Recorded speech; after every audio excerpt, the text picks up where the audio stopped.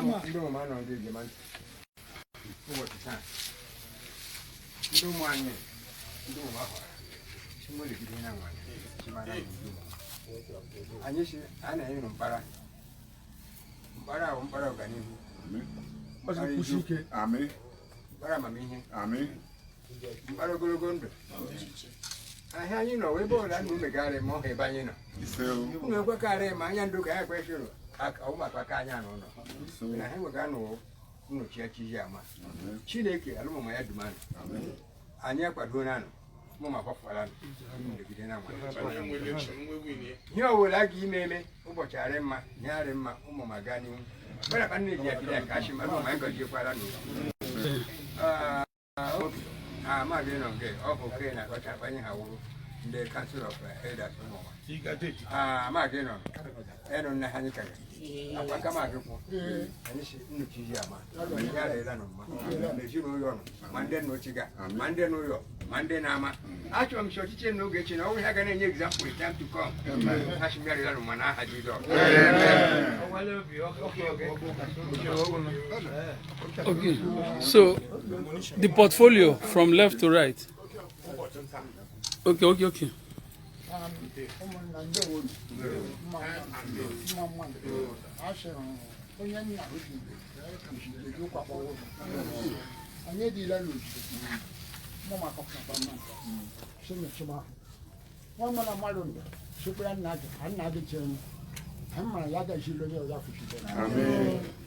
Anyị mere election n'Enugu. Yes sir. Anyị achọkwụna appointment bụ ọjọọ. Enye appointment otu onye rie ego mụ ma kemgbe ha mere ihe. Think to the anyị nwere autonomy. What have you achieved? Ụmụọma nọ there. Kwaka show ha mere achieve for this period of year. When I show ha mere achieve. I know ụmụọma. I didn't ha mere achieve for 20 years. I work to you mother for ego mụ ma. I have no ya ga-achieve. How many people do you have? I know come I can't know. Chineke ga makwa to no bolo manti. Ana agba ori okode ngoma na. Onye di ko ma wala. Ya mo ngo wu ya.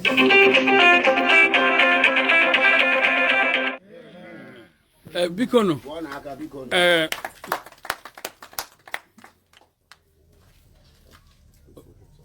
Okay, biko. Achọrọ ha ịma ndị enye mgbe guzoro nga agwanụ enwe gwanụ na ya ha nọ ndị wenụ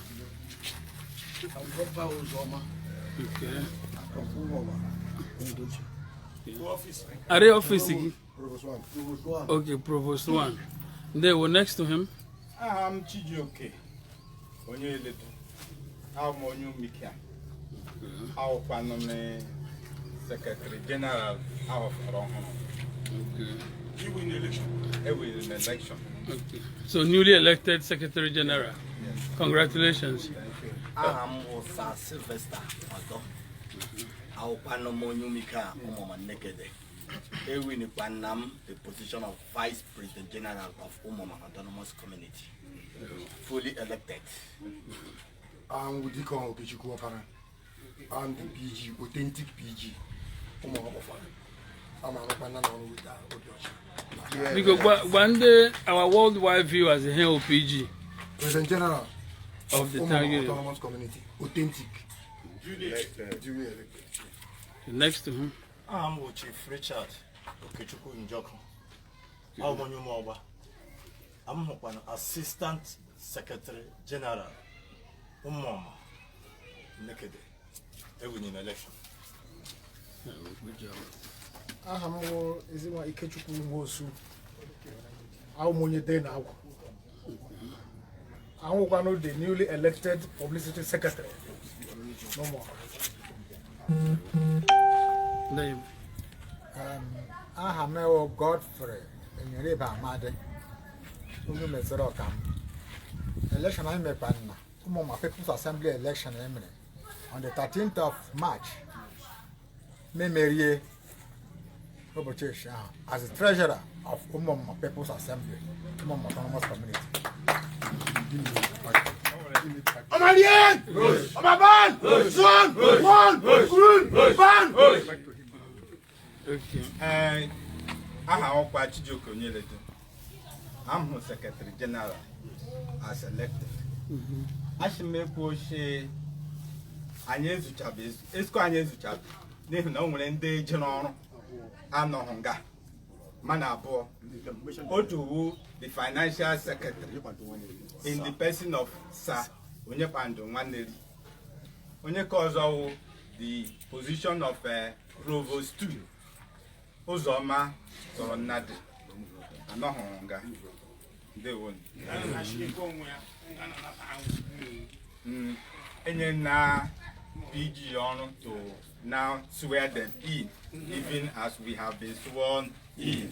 Biko ashime use this chance kele ndị okenye kele stakeholders Ụmụọma and every stakeholder requires superior leaders Ụmụọma even the DG the campaign council and the Union do I get letting of them now Jesus. I make a mistake correct Nani. But in the okay I be done. The graduation I get a foundation major church accountability. Oh and I go Malaga. Oh I so they would. I go back. I'm general. I'm general. I didn't take my name. Okay. Congratulations. Thank you, sir. Thank you.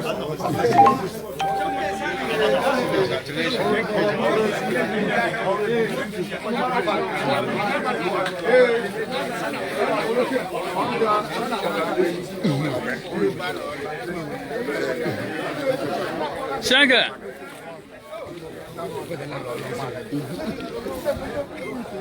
So, Shanga, how do you feel today?